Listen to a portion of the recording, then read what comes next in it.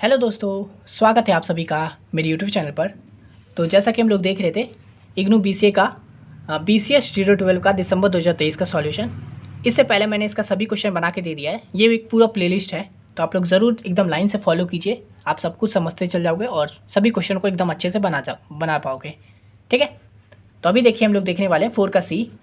ये क्वेश्चन कह रहा है determine the length of curve y is equal to 2/3 x to the power 3/2। ठीक है, फ्रॉम 0 to 0 to 1 1, 2/3। ठीक है, तो हम लोग को सिंपल बोल रहा है लेंथ ऑफ कर्व निकालने के लिए। ठीक है, तो जब हम लोग को कोई किसी भी लेंथ ऑफ कर्व, ये भी क्वेश्चन हम लोग को आता है, ठीक है, जिसमें हम लोग को कर्व निकालने बोलता है। और यहाँ पे y का वैल्यू में हल्का सा चेंजेस हो सकता है, लेकिन अगर आप प्रोसेस सीख जाओगे तो आपको कोई भी वैल्यू दे दे आप आराम से बना सकते हो। ठीक है, तो यहाँ पे देखिए हम लोग y का वैल्यू क्या दिया हुआ है, तो y का वैल्यू दिया है, उसको लिख लेंगे 2/3 x टू द पावर 3/2। ठीक है, अब हम लोग को इसका क्या करना होगा ना, डिफ्रेंशिएशन करना होगा। तो हम लोग इसका ये जो इक्वेशन दिया हुआ है इसका डिफ्रेंशिएट करेंगे। तो differentiate with respect to x we get. ठीक है, आप लोग अगर ये प्लेलिस्ट को फॉलो करते आ रहे हो तो आपको पता है डिफ्रेंशिएशन कैसे होता है। और अगर आपने 11 12 में साइंस स्ट्रीम से पढ़ा है तो आपको ये तुरंत बना लोगे। ठीक है, तो यहाँ पे देखिए डिफ्रेंशिएट करना मतलब इसको देखिए y का डिफ्रेंशिएट करेंगे तो क्या हो जाएगा dy/dx। डिफ्रेंशिएट करना मतलब कि y का डिफ्रेंशिएट मतलब कि dy/dx करो किसका, तो y का। ये हो गया हम लोग का डिफ्रेंशिएशन करने का। तो ये हम लोग का dy/dx होता है डिफ्रेंशिएटर का फॉर्म। तो इसका जब हम लोग करेंगे तो आ जाएगा dy/dx इज इक्वल टू, इस पूरे का डिफ्रेंशिएट करना है। तो देखिए मैंने लिख दिया है पहले कि डिफ्रेंशिएट कर रहे हैं, अब आगे करेंगे। ठीक है, तो यहाँ पे देखिए dy/dx किसका करना है, तो इस पूरे का करना है। तो ये लिख दिए 2/3 x टू द पावर 3/2। ठीक है, अब हम लोग नेक्स्ट लाइन में डिफ्रेंशिएट कर रहे हैं। तो यहाँ देखिए डिफ्रेंशिएट करने का कुछ फार्मूला होता है, ये पूरा फार्मूला बेस्ड ही होता है। तो आप लोग बस मैं जो क्वेश्चन करवा रहा हूँ सिर्फ उस क्वेश्चन को कीजिए। मैं बोल नहीं रहा हूँ कि आप पूरा जाके पढ़ो, मैं नहीं बोल रहा हूँ ऐसा। ठीक है, लेकिन मैं जो क्वेश्चन बता रहा हूँ उस क्वेश्चन को जरूर कर लो। ठीक है, पूरा कर लो, रट जाओ पूरा, 3 बार 4 बार 5 बार 10 बार बनाओ। सिर्फ सेम क्वेश्चन को बनाओ, मैं नहीं बोल रहा हूँ जाओ और 25 बनाओ, नहीं, सिर्फ सेम बनाओ। ठीक है, तो यहाँ पे देखिए हम लोग जब इसका डिफ्रेंशिएट करेंगे तो इसका फॉर्मूला होता है। देखिए, तो अगर हम लोग किसी a और x का डिफ्रेंशिएट करते हैं ना, तो a यहाँ पे अगर कोई वैल्यू होता है, कांस्टेंट वैल्यू होता है ना, तो हम लोग का a पहले क्या हो जाता है डिफ्रेंशिएट में, a पहले बाहर आ जाएगा और फिर ये dy/dx होगा इस x का। ठीक है, समझे। तो a जो बाहर, a कांस्टेंट होता है तो वो बाहर आ जाता है और अंदर जो बचता है उसका होता है डिफ्रेंशिएट। ये एक फार्मूला हुआ। एक और फार्मूला था, अगर हम लोग a to the power n, मान लीजिए किसी ऐसा वैल्यू है जिसमें a to the power n है, तो इसका डिफ्रेंशिएशन कैसा होता है, तो पहले जो n वाला है ना, n बाहर आ जाएगा, फिर into a to the power n-1। ठीक है, यानी कि n पहले बाहर आया, फिर a हुआ और उसका n-1 से इंटू हो गया। तो इस तरह से ये दो फार्मूला होता है, इसको अभी इस क्वेश्चन में काम आएगा। तो यहाँ देखिए हम लोग इसको कर रहे हैं, इसको एक वैल्यू मानिए। तो देखिए यहाँ पे आप हम लोग इसको देख सकते हैं a और x के फॉर्म में, है ना, कि dy/dx कर रहे हैं a और x का। a हम लोग का देखिए कांस्टेंट वैल्यू है ना, इंटीजर वैल्यू है कोई। तो इसका जब हम लोग डिफ्रेंशिएट करेंगे तो क्या हो जाएगा, ये 2/3 बाहर आ जाएगा, है ना, इस वाले फॉर्म से, और अंदर क्या बचेगा, तो dy/dx x² का, है ना। इसको अगर हम लोग, और मैं आपके लिए थोड़ा सा और एक्सटेंड कर देता हूँ, तो हम लोग dy/dx इस पूरे का करेंगे तो पहले तो 2/3 हो जाएगा बाहर, और उसके बाद क्या बचेगा dy/dx इस x टू द पावर 3/2 हो जाएगा, है ना, इस फॉर्मूला के हिसाब से। देखिए तो 2/3 बाहर आ गया और अंदर x जो बचा है उसका डिफ्रेंशिएशन इस फॉर्मूला से। अब देखिए इसको हम लोग जब आगे ब्रेक करेंगे तो ये तो 2/3 हो गया। अभी इसका हम लोग जब डिफ्रेंशिएट करेंगे तो ये देखिए x to the power n है, ये देखिए a to the power n है, ये वाला फॉर्मूला लगेगा। तो इसमें क्या होता है a to the power n, यहाँ पे n हम लोग का क्या है 3/2 है। तो इसके हिसाब से क्या होगा, पहले तो 3/2 बाहर आएगा, उसके बाद क्या होगा, यहाँ पे x है तो x हो जाएगा, ये तो ये था, उसके बाद क्या है 3/2 - 1, ये वाला हो जाएगा। तो देखिए वही लिखे हैं 3/2 x, और इसके बाद ये 3/2 मतलब n-1, तो 3/2 - 1। ठीक है, तो इसलिए मैं इसको 2 बार करके बताने से अच्छा कि एक लाइन में पहले ये करो फिर वो करो, मैं डायरेक्ट कर दिया हूँ। तो पहले तो इस पूरे का किया तो 2/3 बाहर आ गया, फिर ये dy/dx इसका जब डिफ्रेंशिएट करने गया तो ये a to the power n वाला फॉर्मूला लगा, तो n बाहर आ गया, तो देखिए 3/2 बाहर आ गया, और उसके बाद x n-1, तो n-1 कर दिए, 3/2 - 1 कर दिए। इसको जब सॉल्व करेंगे तो ये कट जाएगा, ये कट जाएगा, और यहाँ पे क्या हो जाएगा x टू द पावर, इसको हम लोग सिंपल एलसीएम ले लेंगे तो ये आ जाएगा हम लोग का 1/2। आप ले लीजिएगा 3/2 - 1, वरना ये तो आप खैर तुरंत ही कर सकते हो, यहाँ पे देखिए 2 ये 1 से हो जाएगा और 3 - 2 1 हो गया, 1/2 आ जाएगा। ठीक है। अब देखिए आगे, तो हम लोगों ने एक तो डिफ्रेंशिएट करके ये dy/dx करके हम लोग वैल्यू ले आए हैं, वो आ चुका है हम लोग का x⁴ ठीक है। अब देखिए जो हम लोग को लेंथ चाहिए, तो required length of the curve. ठीक है, तो ये हम लोग का लेंथ का फॉर्मूला होता है, इसको याद कर लीजिए। ठीक है, तो लेंथ का फॉर्मूला हम लोग का 0 to 1, ये हम लोग यहाँ से लिखेंगे। ठीक है, ये जो हम लोग को बोला है ना फ्रॉम कहाँ से कहाँ बोल रहा है, तो हम लोग इसका फर्स्ट वाला चीज़ लिखेंगे। ठीक है, इसका ये वाला एक्सेस और इसका ये, तो ये 0 to 1 है। ठीक है, तो इसलिए यहाँ पे हम लोग लिखेंगे 0 to 1, उसके अंदर क्या लिखाएगा स्क्वायर रूट। ठीक है, उसके अंदर क्या लिखाएगा 1 + dy/dx का होल स्क्वायर इंटू dx, ये हम लोग का फॉर्मूला है। ठीक है, तो इसको हम लोग चलिए आगे सॉल्व करेंगे। तो ये 0 और 1 के फॉर्म में रहेगा, मतलब अपर केस लोअर केस ये रहेगा।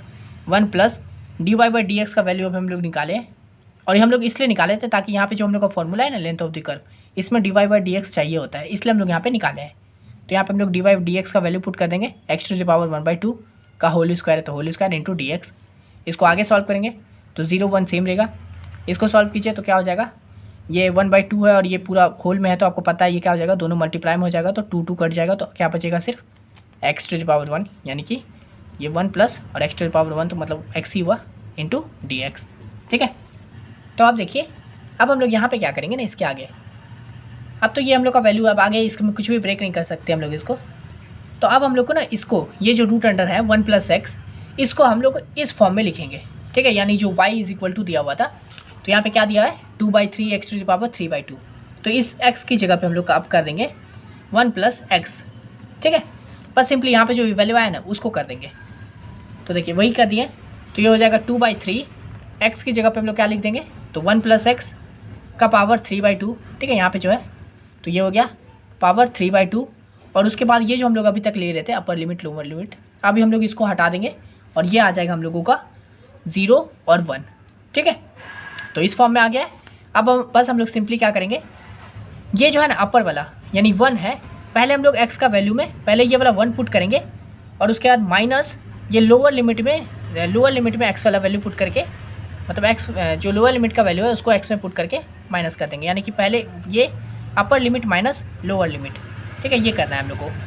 तो यहाँ देखिए हम लोग क्या करेंगे, दोनों में 2/3 है ना, तो पहले 2/3 को कॉमन बाहर निकाल लेते हैं, और अब हम लोग इसके अंदर क्या करेंगे, पहले x में 1 का वैल्यू देंगे, तो क्या बचा अंदर, तो 1 + 1, ये तो 2/3 बाहर आ चुका है इसलिए 2/3 बाहर कर दिए, अंदर बचा 1 + 1 का power 3/2 as it is minus lower limit वाला।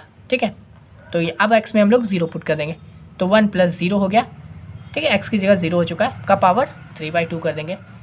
ठीक है, इन सब का हम लोग 2/3 कॉमन निकाल चुके हैं बाहर। इसको सॉल्व करेंगे तो 1 + 1 हो जाएगा 2 का पावर 3/2 माइनस 1 का पावर 3/2। ठीक है, इसको जब हम लोग सॉल्व करेंगे आगे तो क्या हो जाएगा, 2 टू द पावर 3/2 क्या होता है हम लोग का 2√2 होता है। ठीक है, आप लोग को पता होगा ये चीज़। तो 2/3 ये तो रहेगा 2/3, इसको हम लोग लिख सकते हैं 2√2 में, और उसके बाद यहाँ पे हो जाएगा, और 1 का पावर 3/2 तो 1 ही होता है ना, 1 का कितना भी आप पावर करोगे तो वो 1 ही आएगा। तो देखिए क्या आ गया हम लोग का 2√2 - 1। ठीक है, तो एट द एंड आंसर क्या हो गया 2/3 मल्टीप्लाई में हो गया 2√2 - 1 यूनिट्स। ठीक है, तो ये था हम लोगों का आंसर। तो यही पूरा प्रोसेस था। आप लोग को ये फार्मूला अगर याद रहेगा तो आप आराम से बना लोगे। ठीक है, रिक्वायर्ड लेंथ का फार्मूला हम लोग का ये होता है, इसको पुट कीजिए, यहाँ पे वैल्यू आएगा, उसके बाद फिर इसको y के फॉर्म में जैसे उसको लिख दीजिए, तो वो लिख दिए। इंटीग्रेशन कर रहे थे तो ये जो अपर लिमिट लोअर लिमिट था इंटीग्रेशन हटाए तो ये इस फॉर्म में आ चुका है। उसके बाद ये पहले x में 1 का वैल्यू डालिए, फिर x में 0 का वैल्यू डालिए, दोनों के बीच माइनस कर दीजिए, एट द एंड वैल्यू हम लोग का ये आ जाएगा। ठीक है, तो यही था 4 का C नंबर। अब चलिए हम लोग देख लेते हैं 4 का D नंबर। तो देखिए ये क्वेश्चन क्या कह रहा है, find the sum of all the integer between 1 and 1000 that are divisible by 7। ये क्वेश्चन भी काफ़ी इंपॉर्टेंट है, बहुत बार आ चुका है। ठीक है, चलिए हम लोग इसको बनाते हैं, और काफ़ी इजी भी है, ये बहुत ज़्यादा इजी है। तो यहाँ देखिए हम लोग को क्या बोल रहा है, सम ऑफ ऑल इंटीजर। ठीक है, यानी कि 100 और 1000 के बीच में सम करो उन सभी इंटीजर का जो 7 से डिवाइड है। ठीक है, तो चलिए हम लोग इसको बनाते हैं।